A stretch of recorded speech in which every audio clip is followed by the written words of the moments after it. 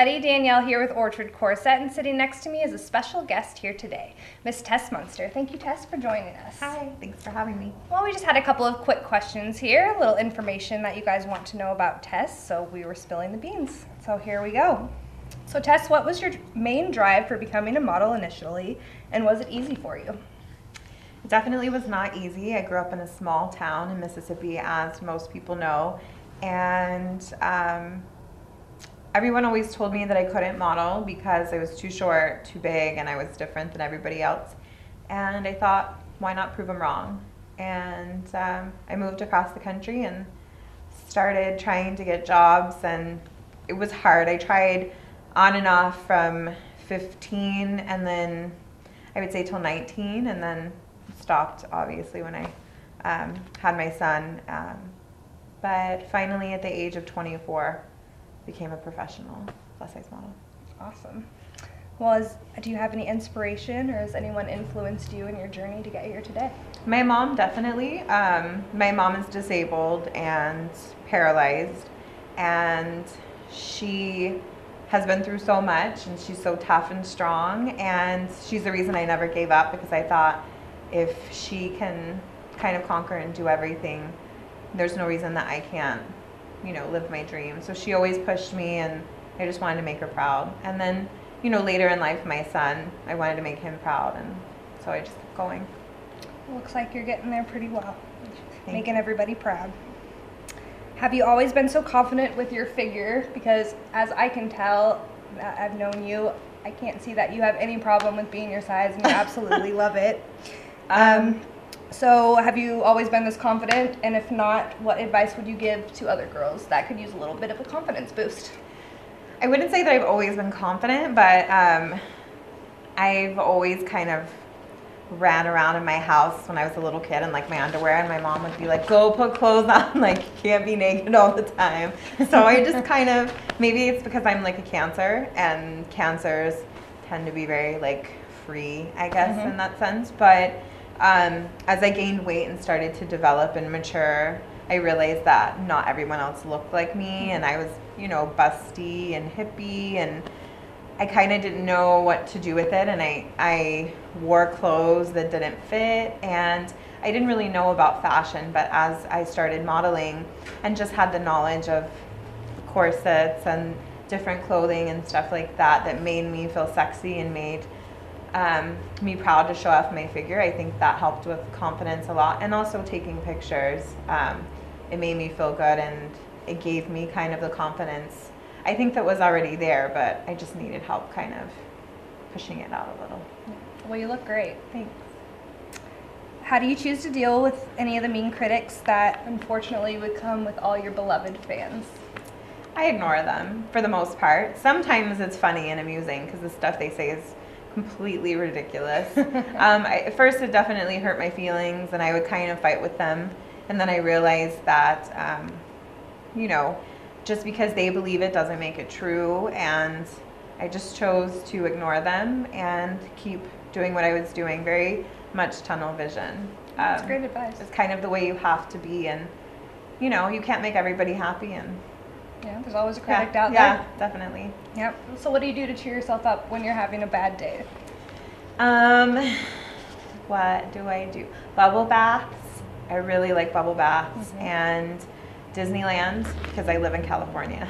So, well, happiest place on earth, right? I love Can't go wrong Disneyland. there. Yeah, and playing with my son, and cleaning my house, which is really weird, but I love to clean my house. It's a stress reliever. Yeah. A lot of people clean. I clean. I love to clean. Yeah. Were you shown support by your friends and family throughout your whole journey to become here, or how was that road? No. My family all thought it was completely ridiculous, and my mom was the only person that constantly pushed me, and she told me you can be whatever you want to be. And she used to tell me when I was little, she was like, one day you're going to be famous, and when you're famous you're going to buy me a Jaguar. And I was like, okay mom, that was like her one stipulation. I haven't bought the Jaguar I mean, I was just going to ask how she got in the Jaguar. No. I'm getting there. But if you're listening, we're getting there, Mom. I'm getting there. But my family all thought I was crazy. I think once I got my first job and they saw me on TV and they saw me in magazines, they kind of were like, okay, like serious. she's not playing around, she's serious. And they started to give me a lot of respect, which was nice, but it took about 10 years of them thinking I was crazy. So, well, yeah. Crazy ones are usually the successful ones, right? What was your initial reaction the first time you put on a corset? Like this company or other companies? Just any company. A good corset, anyway. A good one. Okay.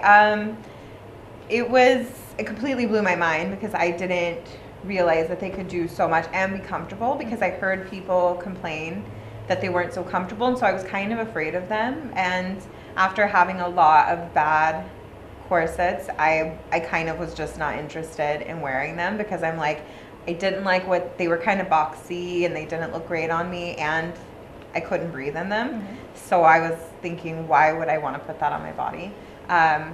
But once I found good ones that I really liked, I love to wear them, because I mean, I love my body the way it is, but you know, I think women would be lying if they didn't want to sometimes emulate the hourglass figure, you know, of like the 40s and 50s vixens that you see. So, you know, it made me feel sexy, and still does. Who doesn't want to feel sexy from time to time? If there was one message you can send out to your images, besides, of course, your F Your Beauty standards, what would be the image that you would want to send out?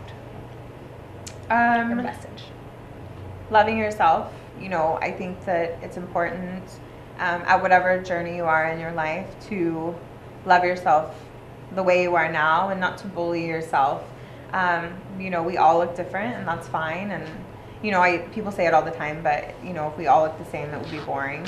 Yeah. And you know, life is supposed to be fun, and you know, there's fun clothes to celebrate your body. And I just hate seeing women like cover up themselves because they're worried about what other people think or say, or you know, I just think life's the party, so you should have fun. Party on, Wayne. How did F Your Beauty Standards come about, and why is it important to you? I was bullied online a lot. It mostly started on Tumblr, because Tumblr, you post your images and you don't have control. Like once you post it, it's a snowball. So I would post an image, and then 5,000, you know, reblogs later, for those of you who don't know what Tumblrs look, confusing to explain. But you know, people were just saying all kinds of things about me, like, oh, you shouldn't be wearing that, because I was shooting, you know, in bathing suits or lingerie or sometimes nude.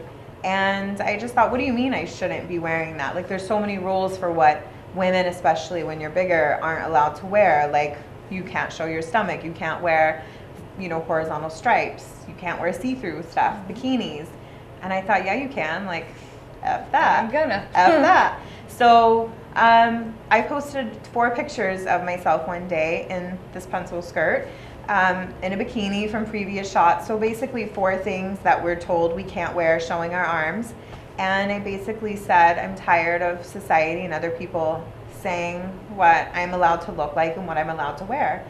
And that I want to celebrate my body. And I encourage other women to share photos and messages of basically why they felt good, regardless of what anyone says. And so, yeah, it has 100,000 shares and different women from around the world, and it's totally changed my life, but I wasn't expecting it. I did it one day in my pajamas crying on my bed, and now, you know, it's what I look at when I'm having a bad day. That's awesome. Well, finally, this is for your fans. What is one thing that they may not know about you that they would like to know? I can put my feet behind my head. Ooh, we've got a flexible Tess monster over here. Not now. But not in a corset. Gotta pay for that. Awesome. Well, thank you everybody for tuning in to Orchard Corset and giving our special guest here your great attention. And thank you, Tess, again for joining us here at Orchard Corset Warehouse. Until next time, thank you guys. Bye.